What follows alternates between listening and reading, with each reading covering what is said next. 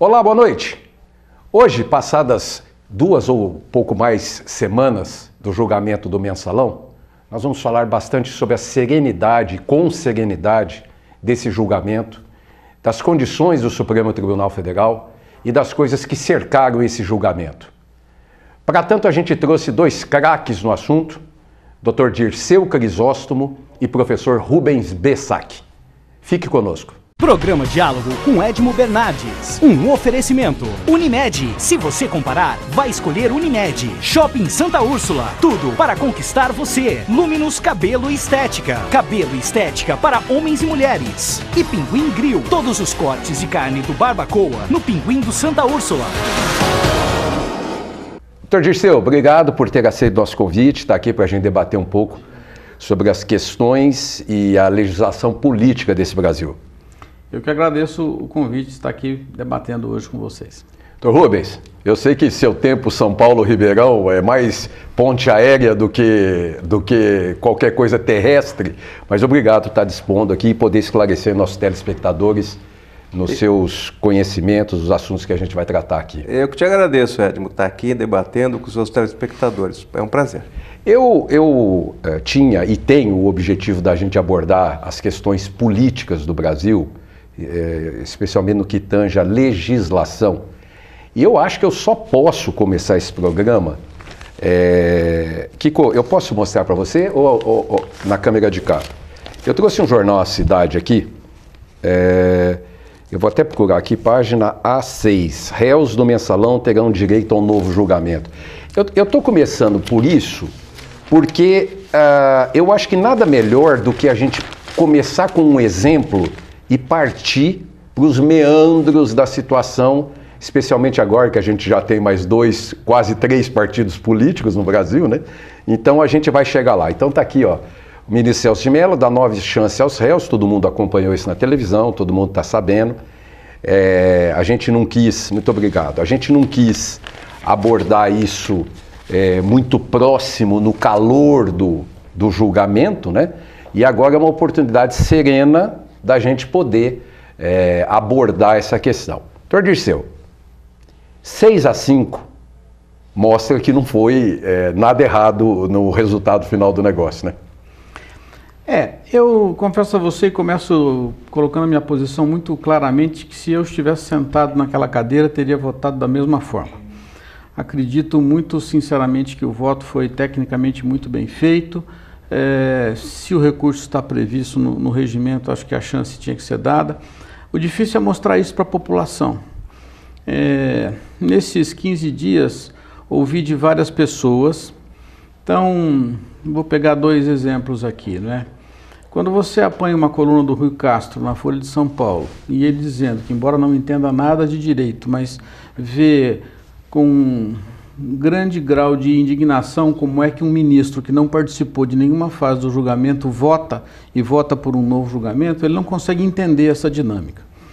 Conversava com um senhor de mais de 80 anos que me dizia o seguinte: na minha visão, muito longe do direito, pensava eu que quando o Supremo Tribunal Federal fizesse um julgamento, a palavra final estava dada. Afinal de contas, foram meses daqueles ministros discutindo tudo isso. E por que esse julgamento não tem fim? É muito difícil a população aceitar, até porque o debate é muito técnico, né?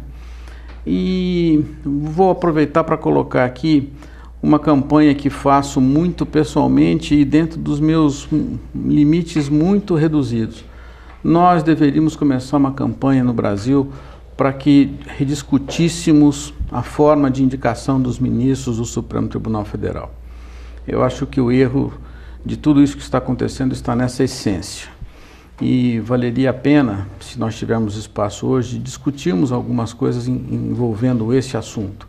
E só para ser bem provocativo, há um ministro no Supremo Tribunal Federal, 2 advogados paulistanos fizeram um pedido de impeachment desse ministro, porque elencaram quantas viagens esse ministro fez, hoje ministro do Supremo Tribunal Federal, quantas viagens ele fez exercendo um cargo de comissão de estrita confiança de um dos réus do Mensalão, me refiro ao ex-ministro José Dirceu. É isso que eu ia falar, e o juiz É o Dias Toffoli. Então, o Dias Toffoli fez várias viagens ao exterior, são dezenas de viagens que eles listaram ao exterior na condição de assessor e depois de advogado-geral. Então, não é possível negar que existe uma relação de extrema confiança entre essas duas pessoas.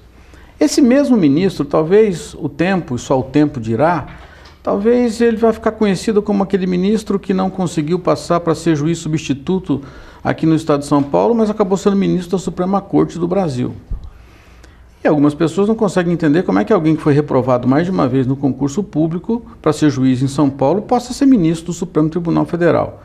É bem verdade que a favor dele já ouvi, mas o tempo fez com que ele mudasse e ganhasse a condição que a Constituição exige para demonstrar que tem notório saber jurídico. A pergunta que faço provocativamente é: será?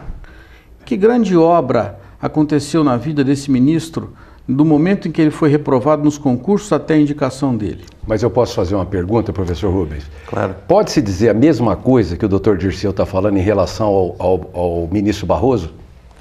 Olha, eu não queria particularizar, mas eu acho que foi muito bem colocado aqui. Mas eu vou continuar agora no Supremo, eu não vou mudar. Eu queria até voltar um pouco depois, mas já que você aborda a forma de indicação, eu acho que ela é altamente criticável, mas queria ponderar que também não se inventou nada melhor. Quer dizer, como é que nós vamos escolher os ministros para o Supremo? Quer dizer, nós vamos fazer eleição. Outro dia eu estava numa banca, tinha uma orientanda de um colega meu que me convidou para essa arguição, que defendia a eleição. Eu falei, bom, eu acho que você contamina com a política, fica um pouco complicado. Pode-se tentar achar uma fórmula melhor. Eu não vejo no momento uma fórmula melhor do que a que está prevista no texto constitucional. Quando o senhor compara com a colocação de um desembargador no estado de São Paulo que tem critérios diferentes, o senhor acha o critério de desembargador no estado de São Paulo melhor, pior ou tão ruim quanto a eleição? Eu acho que são tribunais completamente diferentes. O Supremo Tribunal Federal, ele é aquele que comanda o judiciário brasileiro e tem um papel verdadeiramente, além do papel jurídico, papel político. Então nós chamamos, é uma corte político-jurídica que também faz o controle de constitucionalidade. O senhor pode intervir, por favor, e nos somar aqui nos nossos comentários. Eu não vejo, quer dizer, o que eu acho que o grande erro, e aí me somo à crítica feita pelo doutor Dirceu, é no sentido do escrutínio, que deveria ser muito mais técnico. Nós já tivemos aí, isso é lugar comum falar, até caso de...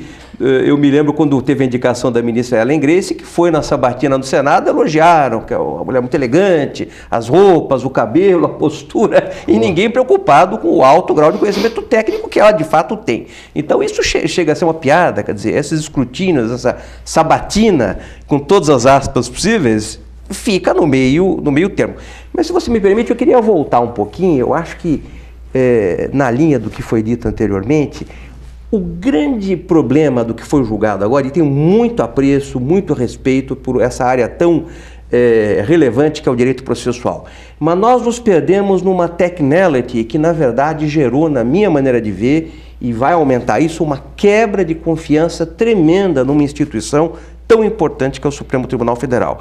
Eu acho que nós temos os outros poderes, por uma série de razões, não sei se cabe colocar aqui, desacreditados perante a população. E o Supremo ganhando aí ao longo dos anos, muito recente isso, um papel de confiança, de ser aquele poder que diz o direito e que realmente atende às necessidades da grande maioria da população, ou aquelas que estão represadas por interesses políticos e por conveniências dos outros poderes. E de repente, num julgamento tão importante, por uma questão que eu acho foi bem colocada aí, processualmente existia a possibilidade, o ministro Celso de Mello desempatou, então nós ficamos 6-4, 6-5, perdão, mas isso gera uma quebra de confiança. A população, e eu tenho recebido muitos e-mails, perguntas, conversando não só com população que não tem conhecimento técnico, mas também com colegas, aqueles que têm o conhecimento técnico, a grande crítica: como que uma corte que já é um foro especial julgando aqueles réus? Isso está previsto. É até chamada no dia a dia de foro privilegiado. Quer dizer, se aquelas pessoas já estão sujeitas a um exame numa corte que seria um verdadeiro privilégio, como se justifica essa possibilidade depois de ano e meio, 2 anos, em que tantas questões tão intricadas foram debatidas, foram julgadas... O senhor falando em meio 2 anos do início do julgamento. Sim, porque a denúncia é de 2005, na verdade. Então, isso gera um descontentamento e uma quebra de confiança tremenda. Mas, doutor Dirceu, eu vejo com muito temor. Eu queria saber quem é que está certo. O ministro Barroso, que se disse não preocupado com o que sai na imprensa, ou o ministro Marco Aurélio Mello, que se disse sim preocupado com o que vai sair nos jornais amanhã? Olha, o ministro Barroso, você fez uma colocação para o doutor Rubens, eu só queria fazer um adendo aqui. A indicação do último ministro do Supremo, ela foi antecedida de debates, de interferência da imprensa. Dizem que um jornal famoso aqui do estado de São Paulo acabou queimando um candidato porque havia aí um descontentamento entre eles, jornal e o eventual indicado. E pressionada muito por conta do julgamento do Mensalão, a presidente saca o ministro Barroso, né, um pouco inesperadamente, com toda a competência. O ministro Barroso foi procurador do estado do Rio de Janeiro, pessoa com quem convivi na década de 80, nos momentos que antecederam a Constituição, constitucionalista brilhante. E ao que consta, não é? E esse ao que consta muitas vezes é muito verdadeiro. A presidente Dilma entendeu, me parece que nomeá-lo muito por conta da autonomia que ele dizia que o poder legislativo deveria ter em relação ao poder judiciário e que era contra a intromissão do poder judiciário em muitos dos julgamentos do Supremo nas questões do legislativo. E como a presidente Dilma parece que quer fazer uma política de aproximação no Congresso Nacional, pelas razões que a política muito bem sabe, entendeu que seria uma indicação perfeita. Mas qual não foi a surpresa de todos nós? Que no primeiro grande julgamento que o ministro Barroso proferiu, ele concede uma segurança para suspender os efeitos de uma decisão tomada pela Câmara dos Deputados. Portanto, o discurso teórico, de professor, de palestrante que antecedeu a sua nomeação, no primeiro momento em que ele teve que, como ministro, julgar, ele julgou interferindo no Poder Legislativo. Não estou fazendo crítica se a decisão foi boa ou não, mas digo que o posicionamento ideológico, e aí, a linha de conduta, né? E aí vem uma colocação aqui, na linha do que o professor já falou. Nós todos sabemos que o nosso direito constitucional traz muito do direito norte-americano e a nossa Suprema Corte tem um modelo da americana. Mas nós não somos os Estados Unidos, nós não temos o passado cultural, jurídico dos Estados Unidos, e nós não temos o modelo jurídico, né, dos Estados Unidos. Então, sabe o que é a sabatina que o Senado faz quando o presidente indica lá? Segundo o professor Rubens, é para ver se o cabelo foi feito no bom cabeleireiro, se a bolsa é importada. Mas lá nos Estados Unidos é um escrutínio tremendo. O julgamento, essa sabatina do Senado, porque ninguém faz a interpretação do direito sem que traga uma carga valorativa, uma carga ideológica, uma formação. Não é? Cada um de nós, enquanto ser humano, e na carga valorativa que trazemos embutida dentro de nós, é óbvio que quando você interpreta o direito naquilo que é possível interpretar, você vai colocar essa carga valorativa ideológica que você tem de formação. Então, o que o Senado busca nos Estados Unidos é conhecer um pouco a carga valorativa ideológica que o candidato tem, para saber se na formação da Suprema Corte há um equilíbrio, vamos chamar na linguagem tradicional, há um equilíbrio entre direita, esquerda e centro, nas posições que interferem no dia a dia, porque o precedente de caso dos Estados Unidos é muito mais importante que o nosso, que tem... Posso interromper? Se você me permite, o sistema de stare decisis é um termo técnico que a gente usa, realmente que é típico do sistema de common law, permite isso, e realmente, quer dizer, ali nós estamos comparando água com vinho e não vinho com água. O nosso sistema fica muito aquém, fica um bate-papo, com todo o respeito que eu tenho ao Senado e às suas comissões. Nos Estados Unidos nós temos casos clássicos aí, tem um caso muito importante nas presidências Reagan, no primeiro mandato, um juiz que era muito conhecido, indicado que era o juiz Bork, e que certamente propenderia, se a sua indicação viesse a ser ratificada pelo Senado, mudaria realmente o equilíbrio daquela corte mais para a direita, digamos assim, mais para uma posição alinhada com a presidência do Reagan. E ele foi rejeitado, não só por um escrutínio da sua vida particular, que passou como ilibada, seja lá o que fosse, mas muito pelas suas posições ideológicas, que eram muito extremadas, muito reacionárias. E o Senado entendeu que aquilo não cabia e colocou uma corte conservadora sim, mas menos conservadora do que pretendia o presidente Reagan com a indicação. E isso acontece constantemente. Nós já tivemos agora, nas últimas gestões, inclusive do presidente Obama, recuos. Muitas vezes o presidente percebe que um nome vai ser recusado, ele próprio retira o nome, ele não espera nem o escrutínio. Porque lá a análise realmente é muito do peso político daquela corte comandando o direito americano.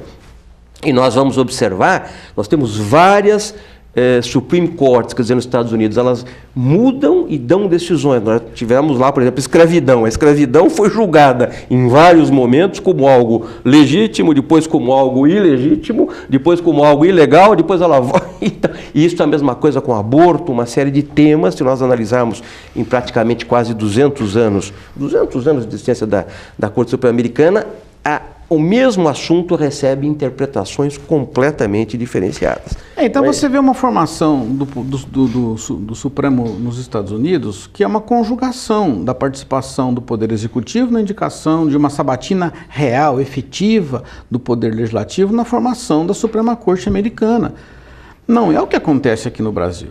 Aqui no Brasil, na verdade, nós temos uma passagem pelo Poder Legislativo que é basicamente homologatória da decisão individual da Presidente da República. E aí eu volto, não querendo, é muito ruim talvez ser casuístico e personalista na discussão, mas eu insisto de novo, né? O ministro... Mas avô pode. Avô pode ser casuísta, avô pode. Avô tem imunidade. Prerrogativas.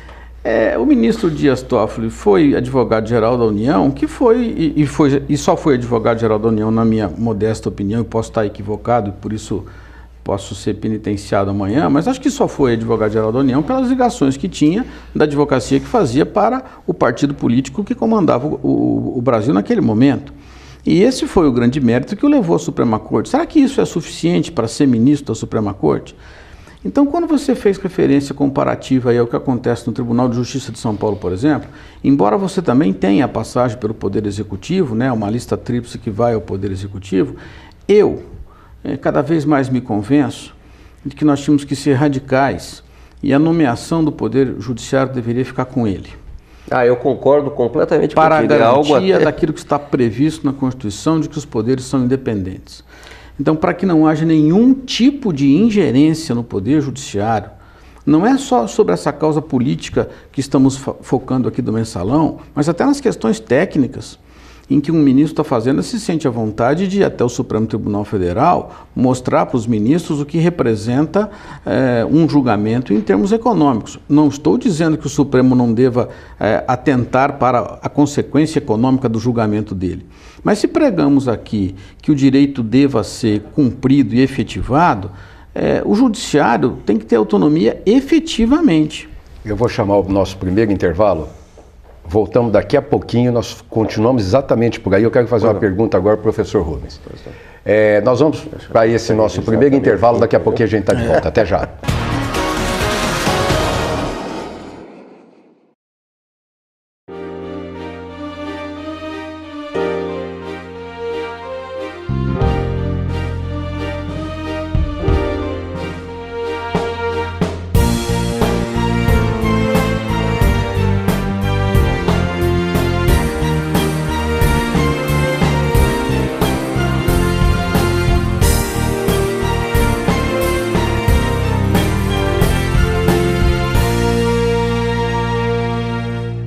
Agora você junta a fome com a vontade de beber. Novo Pinguim Grill no Shopping Santa Úrsula. Todos os cortes especiais de carnes do Barbacoa e o chopp do Pinguim num só lugar. Chopp do Pinguim e as carnes do Barbacoa no mesmo lugar. Imperdível.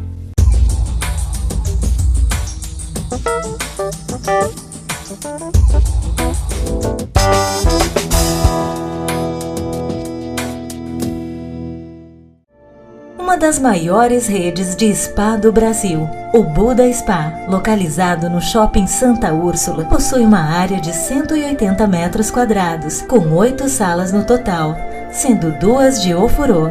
especializado em terapias de bem-estar, beleza e relaxamento com práticas e ornamentação orientais, o Buda Spa oferece uma variedade de tratamentos que têm o objetivo de aliviar o estresse, promover a saúde e o equilíbrio. O espaço ainda reúne alguns atrativos, como Day Spa individual e para casal, com tratamentos que podem variar de 3 a 5 horas, Party Day Spa para alimentação e área de atendimentos Zen Fest. Buda Spa, onde você revigora suas energias. Ligue 3931-4101.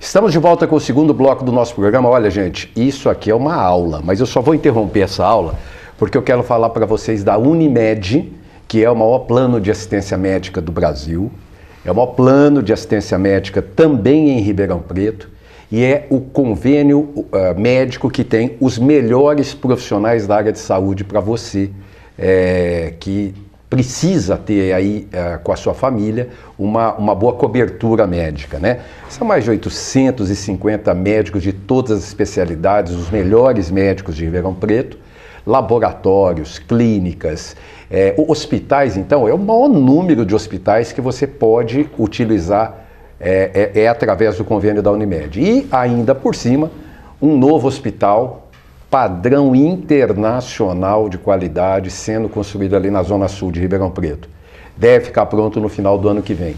Então, se você não tem Unimed, está na hora de você dar uma olhadinha aí. E eu também queria falar do Shopping Santa Úrsula, eu sempre falo que é o shopping mais charmoso de Ribeirão Preto, né? E o Shopping Santa Úrsula, que agora você já sabe, né? Pequenos cães. Você pode entrar lá no Shopping Santa Úrsula com seus pequenos cães. Então, você está passeando, você vai ver uma loja, pode ir com o seu cachorrinho lá no Shopping Santa Úrsula, que ele é muito bem-vindo, né? E não era sem tempo, porque os shoppings já têm os seus pet shops, né, dentro deles, e aí agora você já pode passear com o seu cachorrinho para lá e para cá e fazer também o seu passeio, a sua caminhadinha, enfim, aquele tour ficou mais gostoso. E eu também queria lembrar que de 27 de setembro a 27 de outubro, ou melhor, desde 27 de setembro até 27 de outubro, o shopping faz a Feira Cultural do Livro Pé de Letra. Isso é muito legal, porque você sabe que lá no shopping tem um monte de atividades todos os dias, todas as semanas, super legais para você participar. É feita lá no Pátio Central, que reúne centenas de títulos de qualidade com preços muito baratinhos. O foco é a literatura infantil e, gente, ler é começar, não importa por onde começa, se é um gibi, se é uma revista, o que quer que seja, tem que começar. E senhores pais, levem seus filhos lá nessa feira cultural, que é um bom lugar para eles começarem a gostar de leitura e de literatura, tá bom?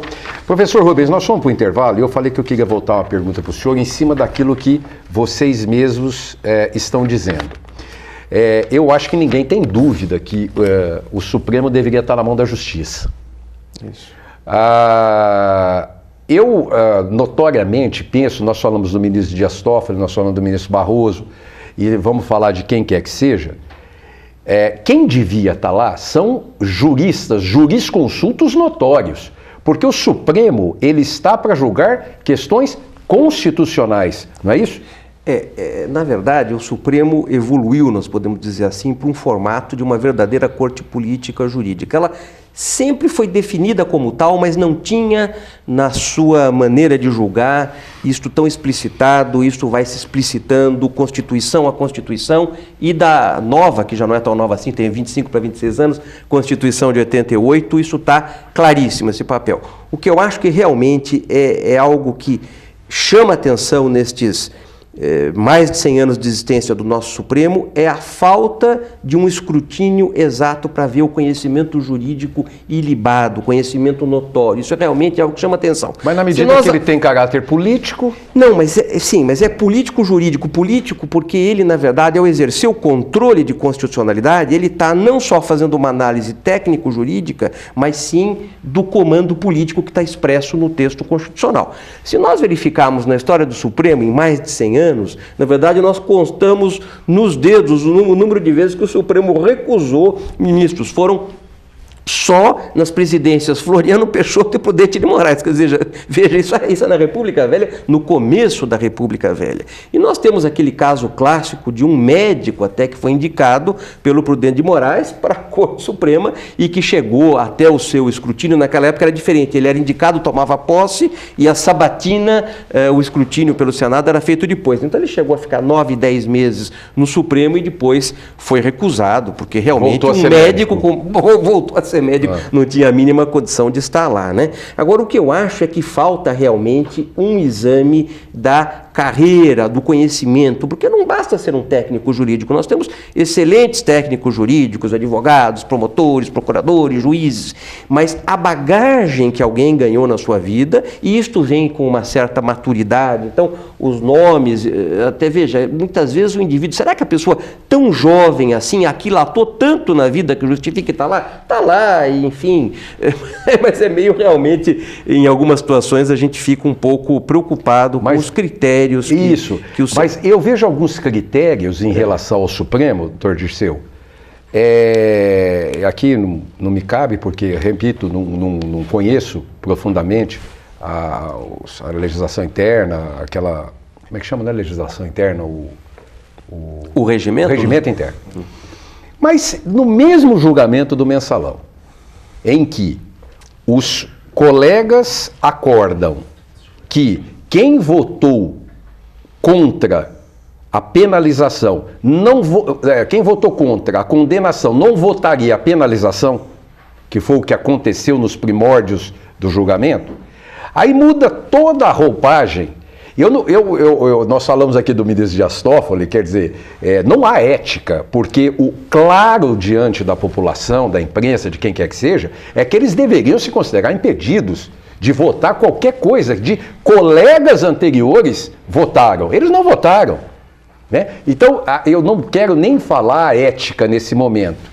Eu quero falar com relação aos próprios colegas também não dizer, escuta, vocês não votaram na condenação, não vão julgar a penalização. Quer dizer, ali o regimento interno foi rasgado, de tudo que é jeito. Pois eu queria falar. Porque o regimento interno foi rasgado, nas duas situações. Porque na primeira, não dizia que o colega que votou pela não condenação não poderia votar na penalização. Aí há esse acórdão entre eles e depois, de novo, rasga-se o regimento.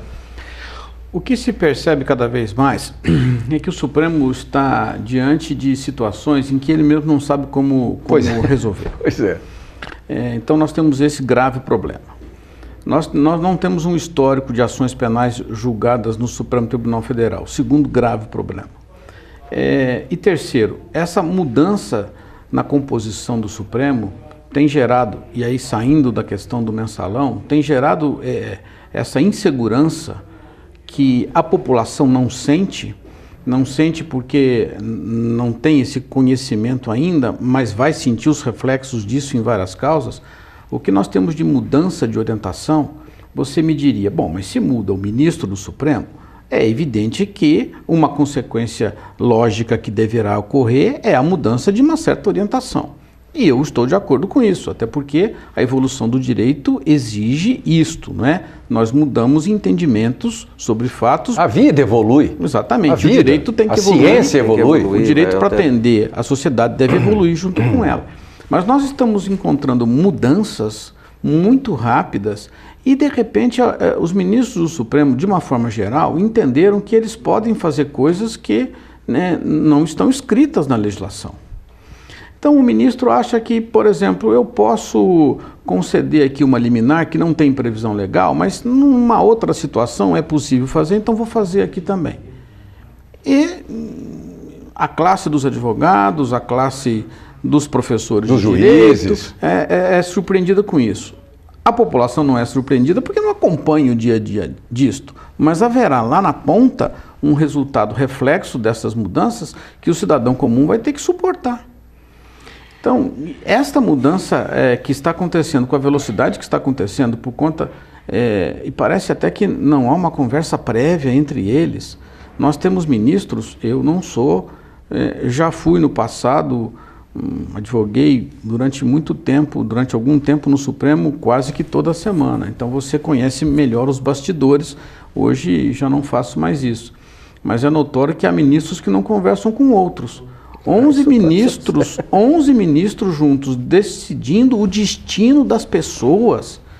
Não é possível que não deixem as suas vaidades de lado em nome de algo que se chama interesse público, o interesse das pessoas, e conversem qual é a melhor forma de se aplicar o direito. Desculpa. Eu queria, quer dizer, eu não quero ter qualquer indelicadeza, eu penso um pouquinho diferente do doutor Dirceu, no sentido assim, eu acho que existem situações que o Supremo, claro, classe jurídica pensa-se de duas ou múltiplas posições, então a gente tem às vezes nuances em pensar um pouquinho diferente. Eu acho que existem situações em que o Supremo e o Judiciário é obrigado a intervir mesmo, quer dizer, numa maneira que talvez tradicionalmente se dissesse isso é um campo que não caberia ao judiciário, caberia ao legislativo, ou talvez ao poder regulamentar ou regulador do poder executivo. Então, muitas vezes, aquilo que parece um arroubo, na minha maneira de ver, respeito quem pensa diferente, com todo respeito, todo debate nós temos que ter, eu acho que é plenamente legítimo, algo que parece lei, parece norma, na minha maneira de ver, não é. É uma interpretação do Supremo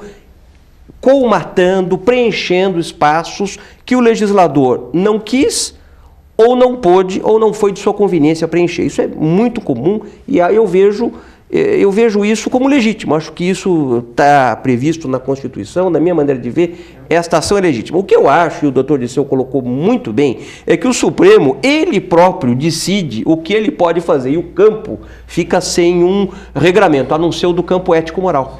E quem vai decidir se teve um avanço no campo ético-moral não é o próprio judiciário, então o próprio cabeça do judiciário, que é o Supremo Tribunal Federal. Então, muitas vezes por exemplo, havia uma dúvida, não vamos aqui falar de algo que está superado, mas só para mencionar, se os embargos cabiam ou não cabiam, se o regimento estava revogado naquele aspecto à vista da lei 8038, à vista do comando constitucional, o próprio Supremo é que vai dizer se cabe, se não cabe manter o texto anterior, o próprio Supremo é que vai dizer se um ministro está impedido ou não. Isto é que talvez seja um pouco de poder demais, poder com P pequeno, para um poder com P grande. A população talvez não entenda como que a própria decisão do que cabe ou não cabe, cabe aquela Corte Suprema. Só que eu não vejo muito uma possibilidade de rompimento desse paradigma. Quer dizer, como é que nós vamos fazer? Talvez apurando, melhorando a escolha dos ministros. Quer dizer, eu relembrei faz algum tempo a questão do conhecimento ilibado, da maturidade, da experiência. Eu acho que esse é um dos parâmetros. O papel das sabatinas do Senado Federal. Existem propostas aí, várias, né? Submissão de uma lista, na verdade, que seria submetida ao presidente, o presidente mandaria uma lista e daí o próprio Senado escolheria dentre aqueles nomes o que lhe parecesse melhor. Tem várias propostas, várias ideias aí sendo debatidas, eu não sei, eu não vejo por enquanto nada num futuro a médio prazo. Agora, que realmente causa uma estranheza grande, esse aparente paradoxo. Mas deixa eu só fazer uma observação aqui interessante sob o meu ponto de vista, e gostaria que vocês também opinassem se é ou não é. O ministro Fux foi indicado para o Supremo Tribunal Federal. O mensalão... Mas ele tinha um know-how de tribunal anterior. Surge na imprensa a notícia de que ele teve uma conversa reservada com o José Dirceu, que é réu do mensalão. Eu lhes indago. É, no mínimo, estranho que uma pessoa que está sendo indicada para ser ministro converse com um réu qualificadíssimo como é o ex-ministro José Dirceu. Segundo as más, a cabeça do processo. Pois é. É verdade. Aí, eu queria acreditar no primeiro momento que essa conversa não tinha ocorrido. E evidentemente que imaginávamos todos que, se a conversa ocorreu, é evidente que ele foi lá à busca de um apoio político do réu do mensalão. Qual não foi a surpresa para mim? O ministro Fux dá uma entrevista que todos conheceram e que ele admite que teve a conversa.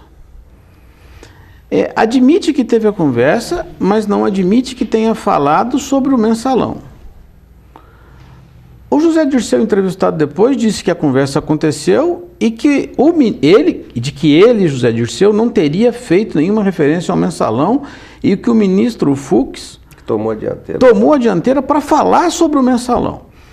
Então, Que momento republicano é esse que vivemos em que um ministro indicado conversa com um réu de um processo e que o assunto da conversa, a quatro paredes sem que ninguém saiba, é o processo em que ele vai ser o juiz e o outro que é interlocutor é réu? Eu acho que o doutor Dirceu, depois que virou avô, ele está caindo para caminhos assim meio estranhos. Dr. Zé Dirceu esteve lá levando bala chita de presente para o ministro Luiz Fux. Foi isso ou não foi, professor Rubens? Olha, ambos disseram que a conversa aconteceu, obviamente vista sobre a lente de cada um, e aí eu volto a dizer, eu até não acho estranho que isso aconteça, porque não se admite muito, mas se sabe que muitas vezes para chegar ao Supremo, nós que estamos na área jurídica, sabe que vale tudo, infelizmente, mas assim, as pessoas procuram apoios políticos, jurídicos, quando não espirituais, partidários, de todos os tipos para chegar lá, quer dizer, chego a dizer uma expressão mais antiga, se for preciso, o indivíduo pisa no pescoço da mãe até para chegar lá, porque tal é o grau de ansiedade. Então eu não vejo com tanta estranheza, eu acho que houve não sei porquê, ambos estavam muito francos quando procuraram a imprensa e colocaram as suas versões. O que me chama muito a atenção é não a admissão de que se chega lá e o que se faz para chegar lá, é que não se dê por impedido. Quer dizer, o indivíduo, obviamente, eu acho que esses ministros que foram citados, obviamente, de um ponto de vista de uma acepção moral comum, não é nem de alguém com refinamento técnico, não é isso. Numa acepção normal de toda a população, deveria se dar por impedido. A pessoa não pode republicanamente trabalhar naquilo que se espera do ponto de vista constitucional jurídico num assunto em que ela, obviamente, tem um interesse, que ela deve um favor. Mas isso chamou muito a atenção. Na medida que o cidadão comum vai no postinho de saúde e o médico, por qualquer coisa, dá 7 dias, 10 dias, 15 dias de descanso, o que o senhor espera que vem daqui de baixo? O que o senhor espera lá de cima? Olha, aí nós estaríamos, que eu não sei, nós temos que entrar numa questão do papel da educação. Quer dizer, quando eu trabalho muitas vezes as pessoas falam, isso é assunto político, isso não é importante. Eu falo, não, política é muito importante, não só a política, o estudo da ciência política, como a forma como a política é vista e como nós fazemos política com P pequeno no dia a dia. A forma de fazê-la é que é importante. E isso eu acho que falta nos cursos como um todo, na educação básica, na educação média. Veja, eu acho que tem um erro, aí não sei se eu estou desviando um pouco, mas eu acho que valeria a pena citar. Eu noto que desde a democratização se afastaram alguns cursos na reforma do ensino que estavam muito associados com um viés autoritário. Eu me lembro quando eu estudei, tinha educação moral e cívica, ou SPB, estudo de problemas brasileiros, e isso tudo realmente estava tão ligado com a maneira como isso tinha um imprinting do regime militar que foi sumariamente afastado. Agora, não se colocou nada no local, não sei com que nome. Então, o indivíduo hoje não sabe como ele tem que... fundamentos ético-morais de como ele tem que tocar o seu dia a dia, essa questão que você citou, ele acha normal, muitas vezes, legítimo, pedir um atestado de saúde. Eu quero lembrar que daqui 2 programas, nós vamos fazer um programa sobre educação, com 3 nortes de métodos de ensino, porque outubro é a época em que os pais colocam os filhos nas escolas, etc. Então nós vamos trazer 3 responsáveis aqui por 3 métodos de ensino. Daqui 2 programas nós vamos falar sobre isso. Eu vou chamar o intervalo, daqui a pouquinho a gente vai voltar para falar de política, tá? Daqui a pouquinho a gente está de volta. Até já.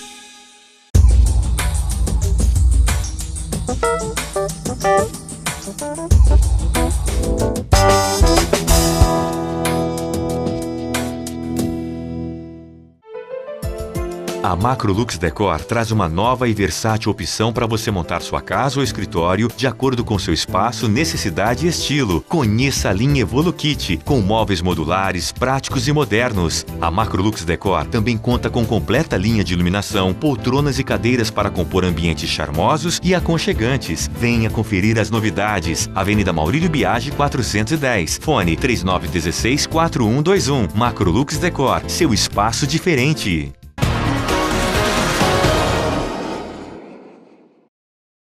Estamos de volta com o terceiro e último bloco do nosso programa. Eu gostaria de dar uns brindes para vocês. Quem vem aqui ganha alguns brindes. Eu sei que vocês não conhecem o Pinguim. O Pinguim é um lugar que ninguém conhece, é professor Rubens. Ninguém conhece em Ribeirão Preto. Algumas pessoas ainda não sabem que o Pinguim, lá do Shopping Santa Úrsula, vocês estão vendo aí algumas imagens, tem os famosos e selecionadíssimos cortes de carnes do Barbacoa.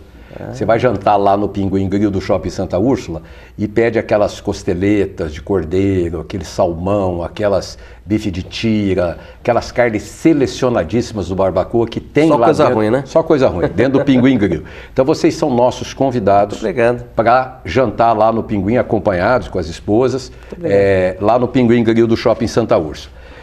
Naturalmente aqui também tem 6 chopp, porque o chopp do Pinguim é um pouco conhecido. É intomável, né? Então vocês têm 6 chopp a tomar. É muito bom. Também.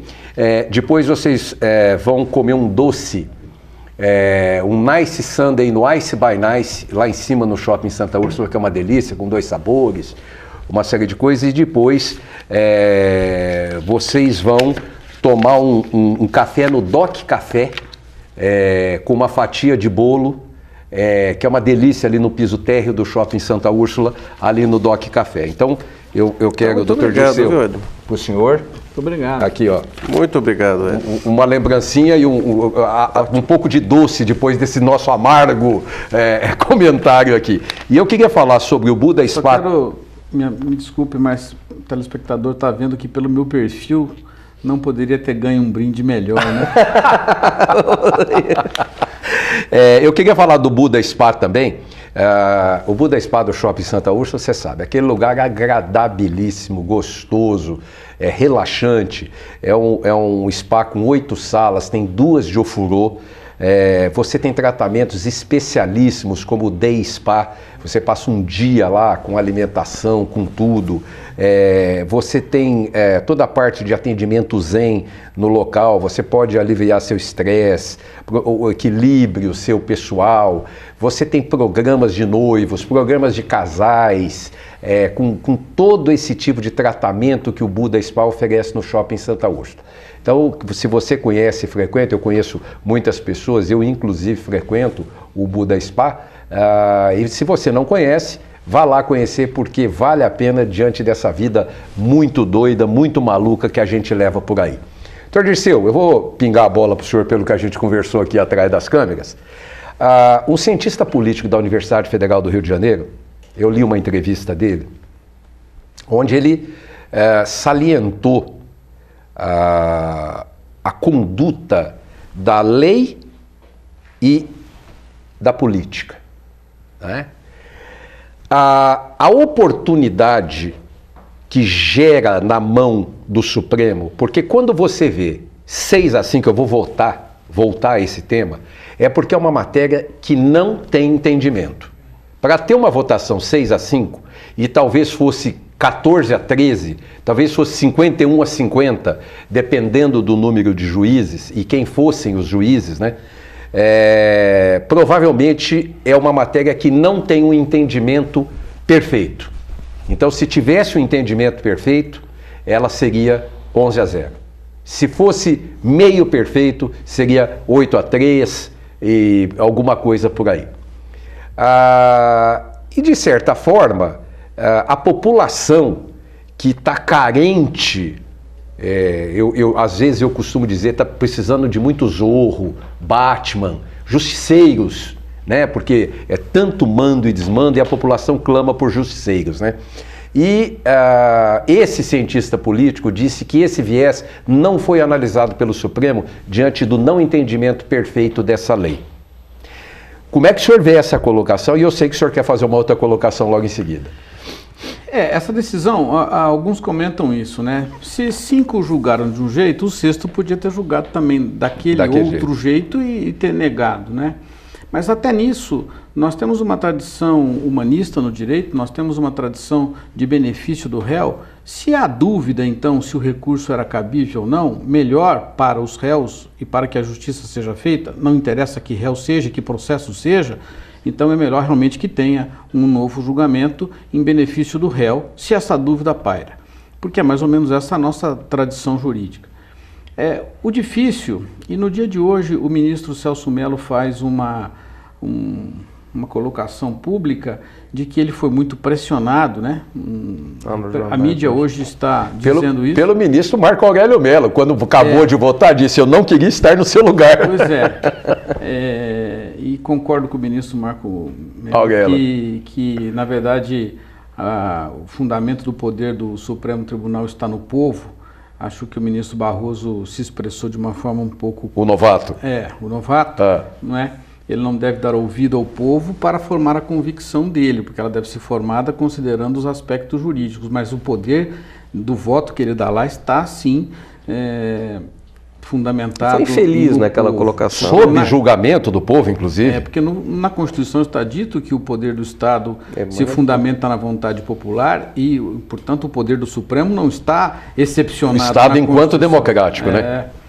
Mas o juiz, eu vou dizer uma coisa que segurei quase 20 anos para contar e pela primeira vez vou dizer. Eu tinha um compromisso comigo mesmo de dizer isso só no 20º aniversário do fato. Esse fato não tem testemunhas porque se deu no gabinete do ministro Ilmar Galvão, e o ministro Galvão era o relator do processo criminal que envolvia o Collor de Mello. Eu entrei no gabinete dele para lhe entregar um memorial. Eu sou procurador do Estado e, portanto, naquele momento era o procurador-geral do Estado, levava lá uma sustentação para um processo do Estado, essa razão de eu estar lá. Ao entrar no gabinete, ele estava um tanto transtornado, aparentemente transtornado, acabava de ler um papel, eu sentei à sua frente, ele em silêncio, aquele silêncio mortal de poucos segundos, ele falou: olha, antes do senhor falar comigo, gostaria que o senhor lesse isso. E me passou uma carta curta, um engenheiro de São José do Rio Preto. A carta não era anônima, ele colocava o nome, a profissão, o endereço, os telefones, e dizia que se o ministro Galvão absolvesse o Collor no processo criminal, ele fazia questão absoluta de ir a Brasília para escarrar no rosto do ministro e quebrar-lhe as mãos. Estava escrito na carta. Eu li a carta, fiquei atônito, não tanto quanto o ministro, né? Devolvi a carta e ele me disse: o senhor está vendo? Essa pessoa não se esconde atrás do anonimato. Ela coloca o nome, o sobrenome, os endereços. Ela, na verdade, reflete o que o povo brasileiro já fez. O Collor já foi julgado e já foi condenado pela opinião pública. Inclusive, já havia sido também pelo próprio Congresso Nacional. Agora, o que faço eu como relator do processo? O senhor provavelmente não conhece o processo. O processo tem X volumes, tem não sei quantas mil páginas. Eu garanto ao senhor que eu já li o processo mais de uma vez, de ponta a ponta, conheço o processo com detalhes. E lhe digo o seguinte: não há, na minha opinião, nenhum elemento de prova que forme a minha convicção de juiz de que ele deva ser condenado no processo criminal. Outra coisa é a responsabilidade política dele. Mas agora o que faço?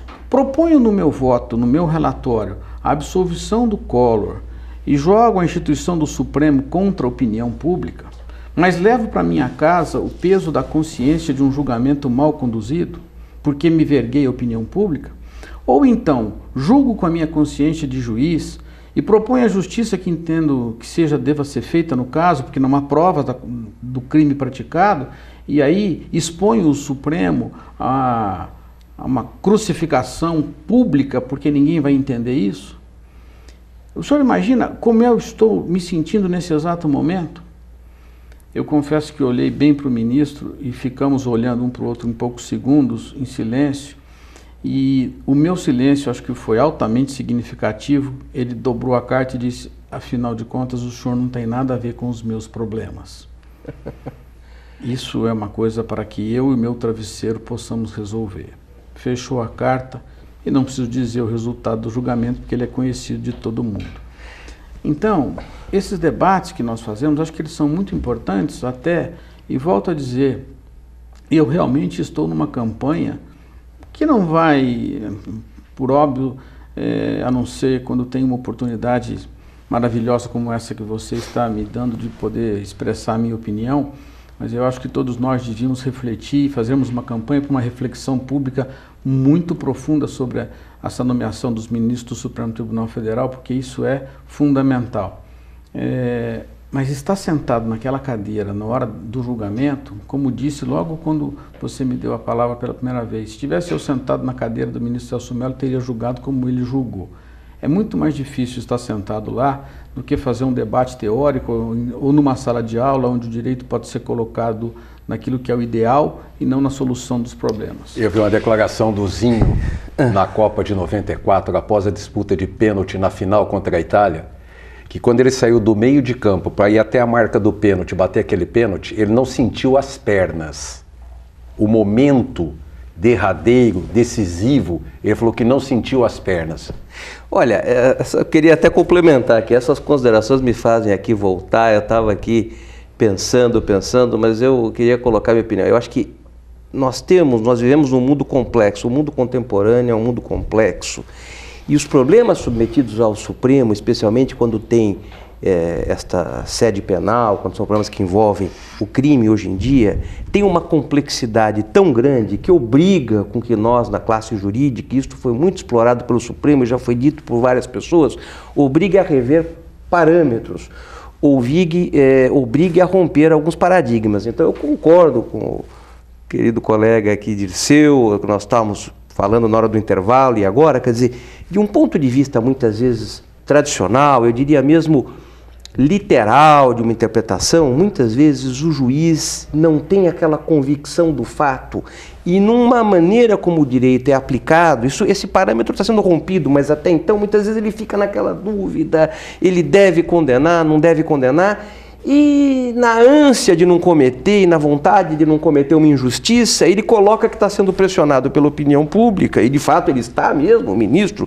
todos são pressionados pela opinião pública, e não vejo como ser diferente no mundo todo, ele debita essa pressão, inverte e julga no sentido contrário. Eu acho que muitas vezes nós temos que refletir, que nós vamos romper essas amarras e pensar, existe a possibilidade de, com toda a complexidade da criminalidade moderna, nós pensarmos, o Supremo criou toda uma teoria nova que nem existia, aliás, não tem lugar nenhum do mundo, a teoria do domínio do fato. Então, é mais ou menos, eu não vou explicar com nenhuma tecnicidade aqui, algo que está sendo dito assim, se alguém que está comandando um determinado órgão, uma instituição, mesmo que não seja algo estruturado de um ponto de vista formal, pressupõe-se, melhor dizendo, que essa pessoa tenha o conhecimento do que alguém que está na hierarquia de comando tenha perpetrado. Ora, e isto provocou a condenação de muitas pessoas nesta multiplicidade de crimes que compõem o que nós chamamos de mensalão. Vou citar o caso do ex-ministro José Dirceu, que alega na sua defesa, muito resumidamente, que não tinha conhecimento do que se fazia ali. Mas, na verdade, será que alguém... Nem o Lula. Então, isto implicaria, de certa maneira, dizer, mas será que alguém que domina, que é o ministro da Casa Civil, não tem o conhecimento? Será que cabe sequer ele dizer que essa responsabilidade não existe? Então, nós vemos que, de certa maneira, a opinião pública e, sobretudo, a classe jurídica se vê muito dividido nisso. Quer dizer, nós devemos romper esta amarra com uma acepção antiga do direito de só julgar com a certeza absoluta, provada, comprovada, ou nós devemos, muitas vezes, inovar, criando algumas teorias que podem vir a se firmar ou não. Eu não sei se a teoria do domínio do fato vai se firmar, ela é típica do Brasil, muito recente, pode ser que não ganhe algo aí que permaneça, né? Mas será que nós devemos, na verdade, ficar muito presos naquela acepção tradicional do direito? Porque esta acepção tradicional do direito faz com que aquelas pessoas que tenham fatos criminosos debitados a ela, realmente se valendo dos melhores advogados, dos melhores defensores e tendo a possibilidade de recorrer a um foro especial, que é chamado até no dia a dia de foro privilegiado, evadirem se não cumprirem. Então, e aí é que vem a indignação do povo. Então eu queria inverter um pouquinho, eu acho que o povo sabe perfeitamente que não tem tecnicidade, Edmo, para julgar aquilo, mas o povo sabe que ele jamais teria condição de estar submetido a uma corte tão excelsa na composição. Falamos aqui de exceções de um ou outro, mas todos com uma bagagem tremenda. Será que o povo comum tem direito de ser submetido a uma corte assim? Ele não está nas mãos do juiz do dia a dia? Nós estamos terminando o programa. Eu esperaria, como povo, eu só esperaria que, enquanto o Supremo inova no domínio do fato, na questão do domínio do fato, pudesse inovar também em outras situações de comportamento, de objetivo, numa série de coisas. Doutor Dirceu, muito obrigado por estar aqui com a gente, desfilando esse conhecimento. Vou usar mais vezes os seus conhecimentos, viu? Pode ficar tranquilo. Muito obrigado e parabéns pela, como é que a gente fala? Avolidade? Como é que é? Eu estou chamando de avonato. Avonato. Parabéns pelo avonato, então, viu? Muito obrigado. Muito obrigado pela oportunidade de estar aqui com vocês nesse programa que é maravilhoso, como sempre. Então, Rubens, muito obrigado. Vou usar também mais vezes os seus conhecimentos, viu? Muito obrigado, Edmo, estar aqui debatendo com você, doutor Dirceu, foi muito agradável. Você disse que talvez os fatos sejam amargos, azedos, não sei, mas o nosso debate aqui foi muito gostoso e estou aí à disposição para debater com você e com seus telespectadores. Muito obrigado. Semana que vem a gente está de volta com mais um diálogo comigo, Edmo Bernardes, aqui no canal 20 da NET Ribeirão e Sertãozinho, paixão por essas duas cidades. Tenham todos uma boa noite.